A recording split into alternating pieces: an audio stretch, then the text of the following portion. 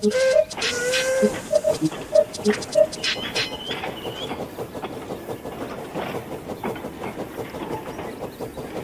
Fat Controller stood on the platform.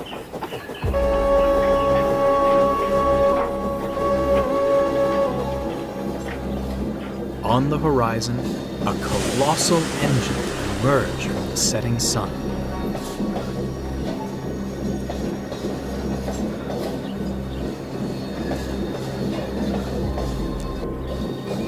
Its black paint was shabby, and its puffs were deep and hoarse.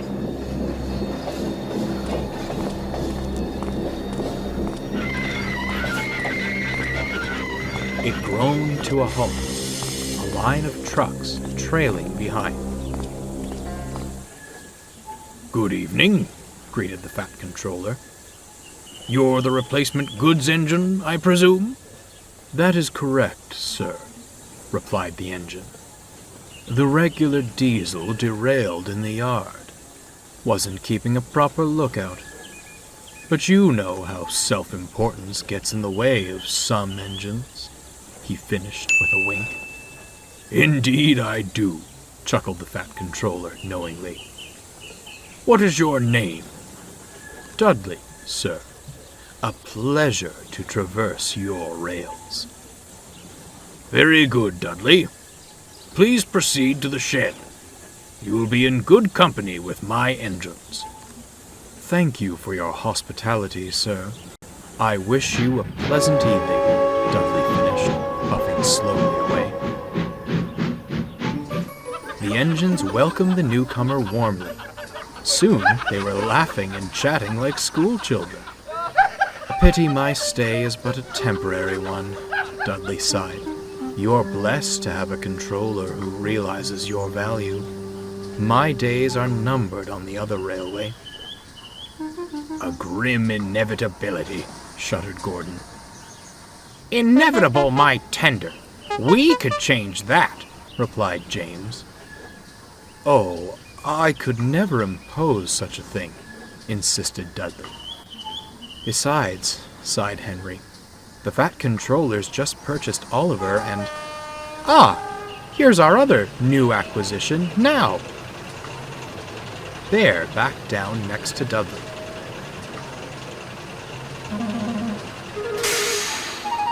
"Hello," he smiled. "I'm Bear. Lovely to meet you." "Mutual, I'm sure," Dudley responded, unenthusiastically. "Will you be staying long, or—" "I say," Dudley interrupted, ignoring Bear. "Rumor has it one of you recently rescued 2 failed diesels." "That was me!" Henry beamed with pride, and began telling the story. Bear was stunned. "He gave me the cold buffer too," sighed Boko. "Living on the other railway likely hasn't painted us diesels in the best light." "Aye," agreed Donald. "Dinna take it to heart, Bear. Dougie and I needed time to come round. He'll find you're a good sort." I hope," Bear conceded, though he couldn't help feeling hurt.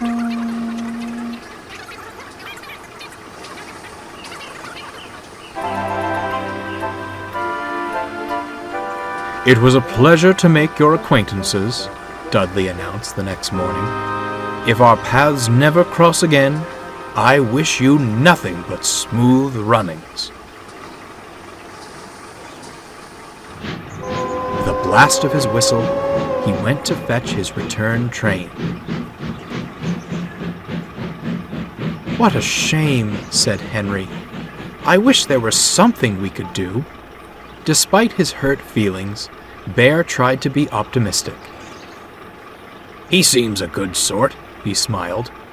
"Things always work out in the end for honest, hard-working engines." The others said nothing. They only hoped Bear was right.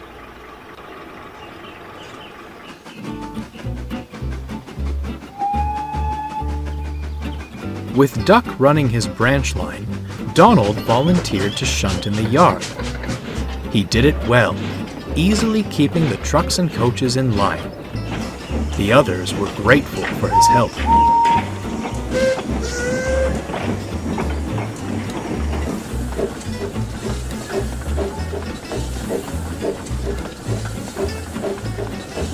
That morning, Donald brought the coaches for the first train to the platform.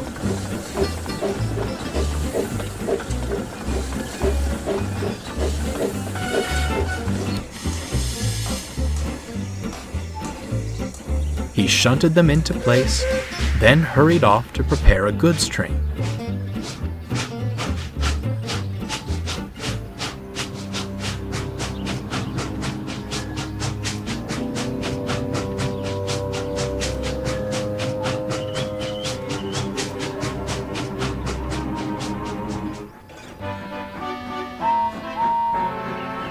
Before long, Henry came backing down into the station.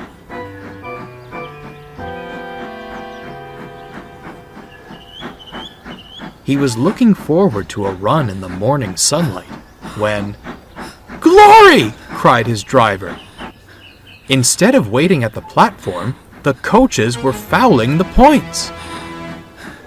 "Stop! Stop!" groaned Henry. His brakes screeched, but it was too late.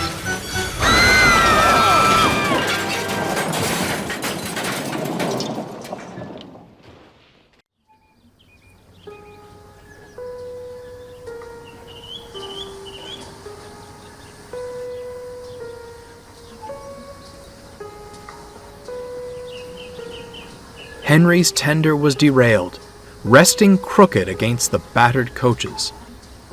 Their paint was scratched and their windows shattered. Both Henry and the coaches whimpered meekly. Soon, the fat controller arrived. "How on earth did this happen?" "Can I say, sir? Yon coaches were at the platform when I left them." "I see. Some defect in the brakes, no doubt. I'm afraid it means a trip to the works for you, Henry. This puts us in an awkward position." "I'm sorry, sir," frowned Henry. "Excuse me, sir," smiled Dudley. "May I offer my assistance? I won't exactly be busy if I return to the other railway. Surely my controller could spare me to make up for Henry's absence." The fat controller smiled. "A splendid idea, Dudley. I'll make the arrangements right away. In the meantime, please take Henry to the works." Henry's tender was soon back on the rails.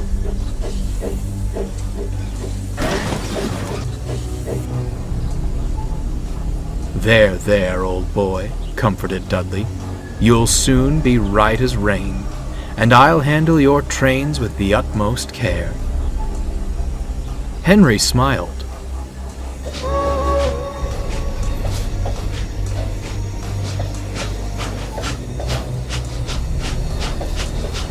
But Donald watched Dudley with suspicion. What was he still doing here? He should have left ages ago. Strange. Very strange.